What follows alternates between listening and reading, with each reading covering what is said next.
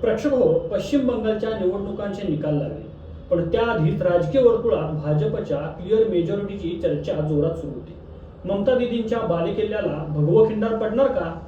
हे केवळ हवेतले दावे नाहीत, तर त्यामागं 3 अत्यंत महत्त्वाची तांत्रिक आणि सामाजिक कारणं होती. आज सत्यवेदमध्ये आपण याच रिअल फॅक्ट्सचा उलगडा करणार आहोत. नमस्कार, मी राहुल कुलकर्णी. तुम्ही पाहताय सत्यवेद. भाजपच्या या विजयाची 3 प्रमुख कारणं आहेत. 90% विक्रमी झालेलं मतदान, सत्ताविरोधी लाटेचा संकेत. यावेळच्या निवडणुकीत बंगालमध्ये भारतीय इतिहासातील विक्रमी म्हणजेच तब्बल 90%हून अधिक मतदान झालं होतं. जेव्हा इतक्या मोठ्या प्रमाणावर सामान्य मतदार घराबाहेर पडतो, तेव्हा तो सहसा बदलासाठी मतदान करतो. हे अभूतपूर्व मतदान प्रस्थापित सरकारांविरोधातलं संतापाचं आणि परिवर्तनाच्या इच्छेचं प्रतीक मानलं जातं. दुसरं कारण म्हणजे मतदार यादीतील शुद्धीकरण म्हणजेच SIR फॅक्टर. निवडणूक आयोगानं विशेष SIR मोहिमेद्वारे सुमारे 90.66 लाख संशयास्पद नावं मतदार यादीतून वगळली आहेत. यात सर्वाधिक मतदार बांगलादेश सीमेलगतच्या जिल्ह्यातले होते, जिथं बोगस मतदानाचे आरोप व्हायचे. या फिल्टरमुळे तृणमूल काँग्रेसची हक्काची मतं कमी झाली असून पारदर्शक मतदानाचा थेट फायदा भाजपला होताना दिसला. आणि तिसरं कारण म्हणजे मुस्लिम मतांमधली फूट. बंगालच्या राजकारणात आजवर मुस्लिम मतं ही तृणमूलची मोठी ताकद होती, पण यावेळी आम जनता उन्नयन पक्ष, MIM आणि ISF या पक्षांनी या मतांमध्ये मोठी विभागणी केली आहे.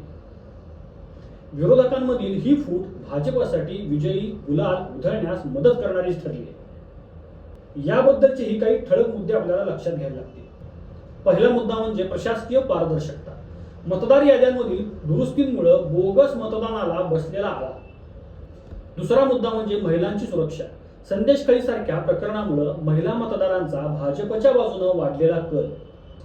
जागरूक मतदार, सेल्फीसाठी नाही तर हक्कासाठी बाहेर पडलेला 90% मतदार. 5 तारखेला लागलेला हा निकाल भाजपच्या बाजूने लागला, त्याचं श्रेय केवळ प्रचाराला नाही तर निवडणूक प्रक्रियेतील पारदर्शकता आणि सर्वसामान्यांच्या बदलाच्या भूमिकेला द्यावं लागेल.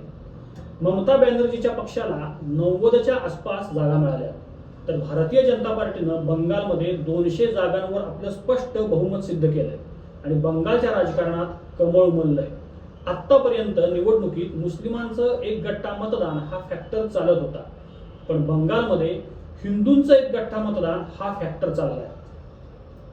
भविष्यात राजकारण्यांना कोणत्याही एका समाजाचं लांगून चालन करून उपयोग नाही, हा धडा या निवडणुकीत मिळालाय. महिला मुख्यमंत्री असूनही राज्यातील महिलांवरील अत्याचार रोखण्यात ममतांना आलेलं अपयश हेही ममतांच्या पराभवाचं मुख्य कारण मानावं लागेल. बंगालच्या मातीतील हे राजकीय परिवर्तन संपूर्ण देशाच्या राजकारणाला नवी दिशा देणार ठरेल.